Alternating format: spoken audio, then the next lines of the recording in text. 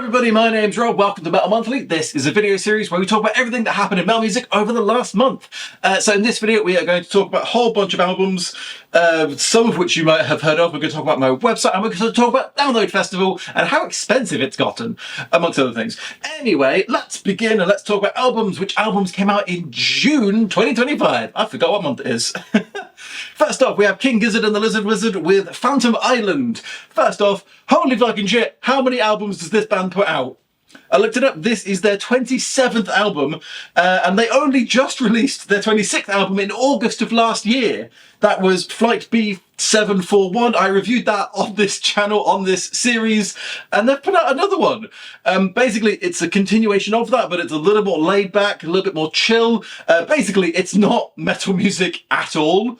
Basically, shouldn't have included it in this, but I love King Gizzard and the Lizard Wizard. Mostly I just love the name, and I really want to talk about it. So basically, it's 70s jazzy kind of soft rock, but with an orchestra.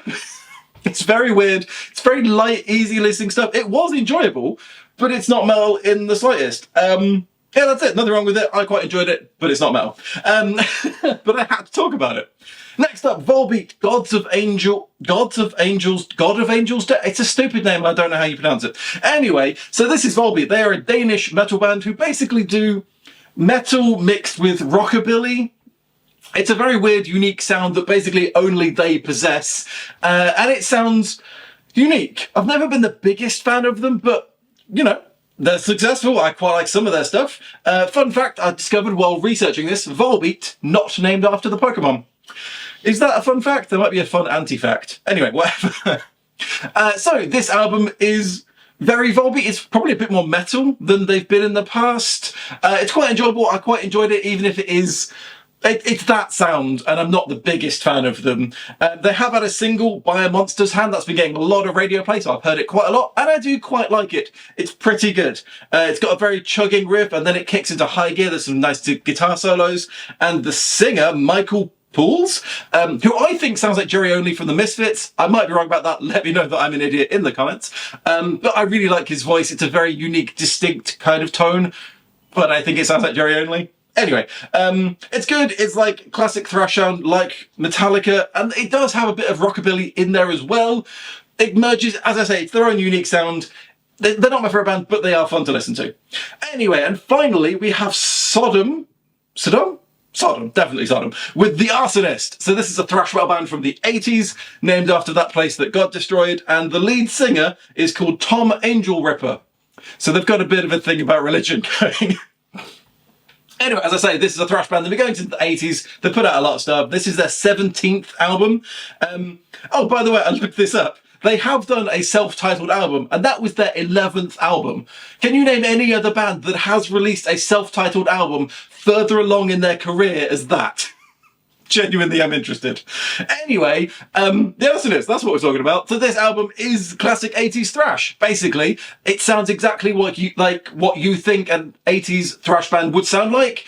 It's fine. I enjoy thrash. It kind of sounds like that era of Metallica, which I enjoy, but maybe it's a bit dull for me. I don't know. I wanted them to take a few more risks, maybe do something a little bit more extreme, but it sounds pretty good for what it is. Maybe some bits are a little bit slower. Like, I wouldn't even call it thrash in some places, but I enjoyed it. It sounds like 80s thrash. If you want 80s thrash, there you go. Anywhoozles, next up is Music Festival Explorer. This is my website. I'm sweating. I'm so sorry. It's really hot today. So I had to point it out. Anyway, next up, Music Festival Explorer. This is my website where I talk about basically anything to do with music. And this month, I kind of thought, I'm not really writing very much at the minute. I want to write something that basically will just get me back into writing, even if nobody wants to read it. So I wrote a blog post about the Ian Dury song, Reasons to Be Cheerful, Part 3. I love Ian Dury. I love that song. And it kind of just occurred to me like once, what if I just ranked everything in that song? Every reason to be cheerful. What if I ranked it from most cheerful to least cheerful? And I figured that would be a fun, easy thing. I can get back into writing like that. And then it took me about a week's worth of research because there are so many references in that I didn't know.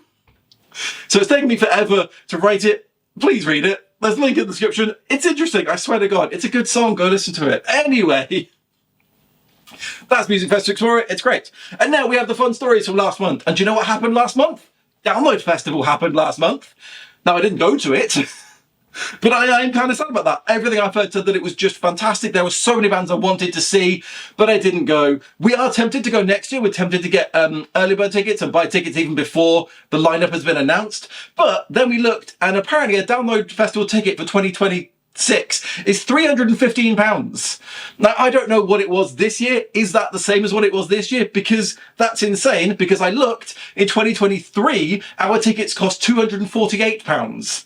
That's an increase in 27% between then and now. That's insane. Is that what it cost this year? Because if so, that's even more insane.